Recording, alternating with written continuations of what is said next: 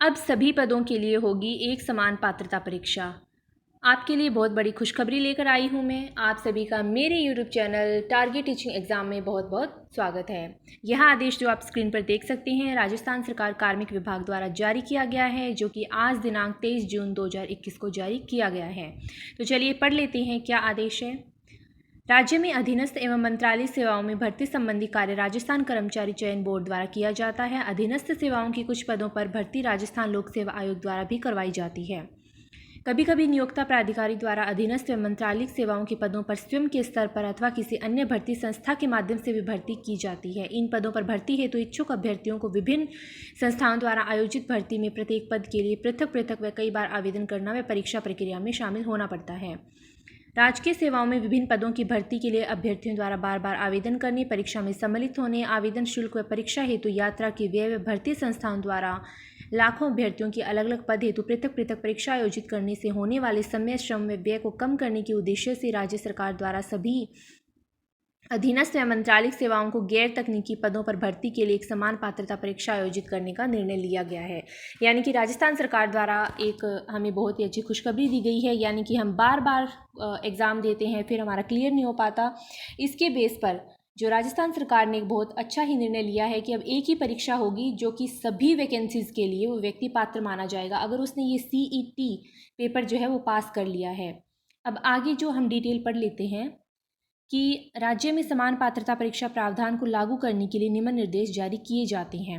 ये निर्देश पढ़ते हैं। पहला है कि अधीनस्थ एवं मंत्रालयिक सेवाओं की गैर तकनीकी पदों संलग्न सूची 1 व 2, जो कि नीचे सूची दी गई है, मैं आपको दिखाऊंगी बाद में, कि भर्ती प्रक्रिया में सम्मिलित होने के लिए समान पात्रता परीक्षा में भाग लेना अनिवार्य होगा। किसी भी अभ्यर्थी को अन्यथा पात्र होने पर इस परीक्षा में अर्जित अंकों के आधार पर ही किसी पद की भर्ती हेतु आयोजित की जाने वाली प्रतियोगी परीक्षा में भाग लेने हेतु पात्र माना जाएगा। स्नातक एवं उच्च माध्यमिक शैक्षणिक योग्यता के आधार पर अनुसूची 1 व 2 में उल्लिखित पदों के लिए पृथक पृथक समान पात्रता परीक्षा आयोजित की जाएगी। देखिए, हम जो नीचे अनुसूची है वो एक बार मैं आपको दिखा देती हूँ। ये जो है ये होगी अनुसूची 1।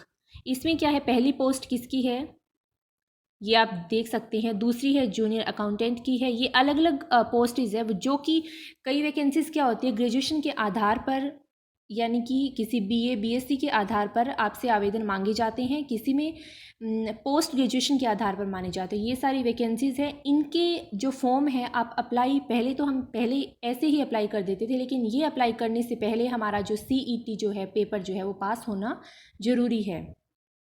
ये देखिए शेड्यूल 2 में जो है ये नीचे वैकेंसीज दी गई है। लेबोरेटरी इंचार्ज की है, फॉरेस्टर की है, हॉस्टल सुपरिटेंडेंट की है, क्लर्क ग्रेड 2 की है, जूनियर असिस्टेंट है, क्लर्क ग्रेड 2 है, LDC है, और ये है जमादार ग्रेड 2। तो इनके बारे में ये दी गई है। बाकी आगे भी हम पढ़ लेते हैं कि इसके लिए क्या क्या निर्देश हैं।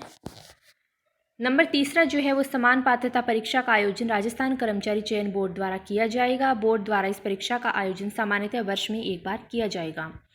समान पात्रता परीक्षा एक चरणीय बहुविकल्पीय प्रश्न पत्र पर आधारित होगी, यानी कि इसमें ऑब्जेक्टिव टाइप क्वेश्चन आएंगे। समान पात्रता परीक्षा के नियमित आयोजन के मद्देनजर राजस्थान कर्मचारी चयन बोर्ड में एक विशेष प्रकोष्ठ का गठन किया जाएगा, जिसका प्रभारी राजस्थान प्रशासनिक सेवा का वरिष्ठ अधिकारी होगा, जो सीधे अध्यक्ष राजस्थान कर्मचारी चयन बोर्ड को रिपोर्ट करेगा। इस प्रकोष्ठ द्वारा केवल समान पात्रता परीक्षा के आयोजन का ही कार्य किया जाएगा, जिसके अधीन विशेष रूप से 3 और उप अनुभाग परीक्षा अनुसंधान एवं प्रश्न सामग्री विकास समन्वय स्थापित किए जाएंगे। अगला है कर्मचारी चयन बोर्ड द्वारा परीक्षा आयोजित करने के पश्चात सभी अभ्यर्थियों के अंकों को सार्वजनिक किया जाएगा। इस परीक्षा हेतु कोई न्यूनतम उत्तीर्णांक नहीं होंगे, बल्कि किसी पद विशेष की भर्ती के समय इस परीक्षा में प्राप्त अंकों के आधार पर अभ्यर्थियों से आवेदन पत्र आमंत्रित किए जाएंगे। जैसे कि LDC की वैकेंसी आती है, मैं एग्जाम्पल के तौर पर आपको समझा देती हूँ कि उस पद पर आपको आवेदन करने से पहले जो है यह परीक्षा आप द्वारा दी जानी होनी चाहिए। इसमें क्या है कि न्यूनतम कोई भी पासिंग मार्क्स नहीं होंगे, लेकिन जितने नंबर की परीक्षा होगी उसमें से आपके मान लो जितने नंबर आए हैं, अगर आप LDC के पद हेतु पात्र हैं तो ही आप जो आवेदन पत्र है उसके हिसाब से आपसे मांगे जाएंगे। इसमें यह बात बोली गई है। समान पात्रता परीक्षा में अर्जित अंकों की वैधता अवधि जो है वो 3 वर्ष की होगी। यानी कि अगर आपने साल में एक बार जो CET जो पेपर दे दिया, आपने परीक्षा उत्तीर्ण कर ली और उसमें क्या होगा, उस परीक्षा के आधार पर आप 3 वर्ष तक जो भी वैकेंसीज आएंगे वो फॉर्म भर सकेंगे और 3 वर्ष समाप्त होने के बाद आप उसके बेस पर फॉर्म नहीं भर पाएंगे। आगे है, एक बार अर्जित अंकों के आधार पर अन्यथा पात्र होने पर भी 3 वर्ष तक संबंधित पदों के लिए आवेदन हेतु पात्र माना जाएगा। नेक्स्ट है, इस परीक्षा में बैठने हेतु अवसरों की कोई सीमा नहीं होगी। यानी कि आप जो है यह पेपर कितनी बार भी दे सकते हैं। आयु संबंधी एवं अन्य पात्रता के आधार पर कोई भी अभ्यर्थी अपनी रैंकिंग अंक सुधार हेतु कितनी ही बार समान पात्रता परीक्षा में भाग ले सकता है। जिस अवसर में अधिक अंक अर्जित करेगा उसे पात्र हेतु गिना जाएगा। समान पात्रता परीक्षा के लिए आयु एवं अन्य मापदंडों के संबंध में राज्य में प्रचलित आरक्षण प्रावधान लागू होंगे। यानी कि अभी तक जो आपको वैकेंसीज में आरक्षण मिलता आया था SC ST कैटेगरी OBC के लिए, वैसे ही आपको इस परीक्षा में भी पात्र माना जाएगा। समान पात्रता परीक्षा केवल एक पात्रता परीक्षा होगी और इस परीक्षा में अर्जित अंकों को किसी भी पद के अंतिम चयन के लिए गणना में शामिल नहीं किया जाएगा। यानी कि यह आपका क्या है कि सिर्फ एक आगे फॉर्म भरने का, जैसे LDC की वैकेंसी आई उसमें फॉर्म भरने का सिर्फ एक आपको पात्रता मानी जाएगी कि आपने ये पेपर दे रखा है। इस पेपर के बेस पर यानी कि CET पेपर के बेस पर आपका सिलेक्शन नहीं किया जाएगा। यह बात इसमें स्पष्ट बोली गई है। उच्च अंक प्राप्त करने पर किसी भी अभ्यर्थी को किसी पद पर चयन के संबंध में कोई अधिकार नहीं मिलेगा। यानी कि इस पेपर में अगर आपने हाई मार्क्स अर्जित कर लिए हैं तो आपको भर्ती में इसका जो है कोई मतलब नहीं रहेगा। यानी कि आपको जो है भर्ती में चयनित होने का इसमें कोई अधिकार नहीं होगा इस पेपर के बेस पर। यह बात इसमें बोली गई है। राजस्थान कर्मचारी चयन बोर्ड द्वारा एक बारीय पंजीयन वन टाइम रजिस्ट्रेशन की ऐसी व्यवस्था विकसित की जाएगी जिससे न केवल समान पात्रता परीक्षा बल्कि इस परीक्षा के आधार पर किसी पद पर भर्ती के लिए अभ्यर्थियों को बार बार आवेदन नहीं करना पड़े। यानी कि जैसे आप फर्स्ट बार आवेदन कर रहे हैं तो जो वन टाइम रजिस्ट्रेशन की व्यवस्था है वो की जाएगी। आप एक बार अपना रजिस्ट्रेशन कर सकते हैं, अपना ID पासवर्ड बना सकते हैं और उसी रजिस्ट्रेशन के आधार पर आप आगे भी फॉर्म भर सकते हैं। यह व्यवस्था की जाएगी। एक बार पंजीयन के आधार पर सृजित यूनिक पहचान संख्या के माध्यम से आवेदन संभव हो सके।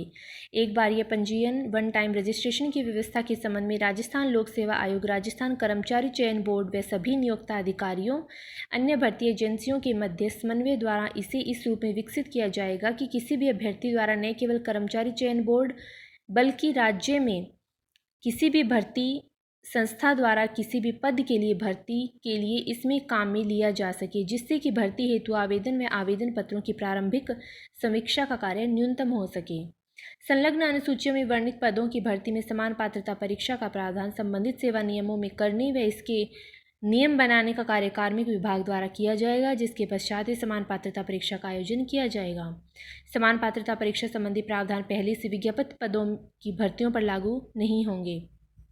यानी कि आज जैसे ये 23 जून को नोटिफिकेशन जो राजस्थान सरकार की तरफ से आया है, उससे पहले वैकेंसियों के लिए जो नोटिफिकेशन आ चुके हैं, जैसे कि रीट की भर्ती का नोटिफिकेशन आ चुका है, तो यह जो है उन पर लागू नहीं होगा। इस पत्र के आने के बाद जो नए नोटिफिकेशन आएंगे यह उन पर लागू होगा। यह बात इसमें स्पष्ट की गई है।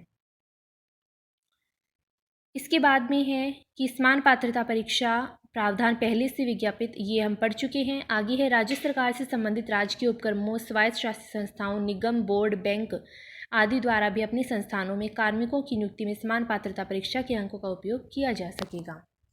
अब मैं आपको जो पहला जो शेड्यूल है वो दिखा देती हूँ कि इसमें कौन कौन सी जो भर्तियाँ हैं वो लागू होंगी।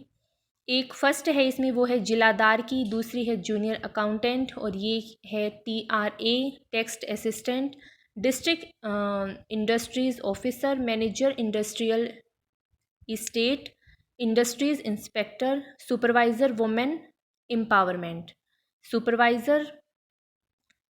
इसके बाद में है coordinator training, coordinator supervision, deputy jailer, assistant jailer, patwari, village development officer, hostel superintendent grade 2। Schedule 2 में है laboratory incharge, forester, hostel superintendent, clerk grade second, junior assistant clerk grade second, LDC जमादार ग्रेड सेकंड। इसमें क्या है कि जो शिक्षा विभाग से संबंधित जो टीचर्स के लिए वैकेंसीज है वो इसमें लागू नहीं की गई है। आप देख सकते हैं इसमें कहीं भी जो टीचर्स जिस भर्ती के जरिए उनको मिलता है पद, वो उनका इसमें नाम नहीं है। तो ये शिक्षा विभाग पर मेरे ख्याल से लागू नहीं होगा। तो आप इसको अगर दोबारा पढ़ना चाहें तो मैं आपको इसकी वीडियो उपलब्ध करवा रही हूँ। आप ये डिटेल से लेटर जो है वो पढ़ सकते हैं। और अगर आपको मेरी वीडियो पसंद आई हो तो प्लीज़ वीडियो को लाइक कीजिए, आगे शेयर कीजिए और प्लीज़ चैनल को सब्सक्राइब कीजिए। जैसे ही राजस्थान विभाग या अन्य किसी संस्था से रिलेटेड कोई भी लेटर आएगा वो मैं आप तक पहुंचा सकूं। वीडियो को पूरा देखने के लिए आपका बहुत बहुत धन्यवाद।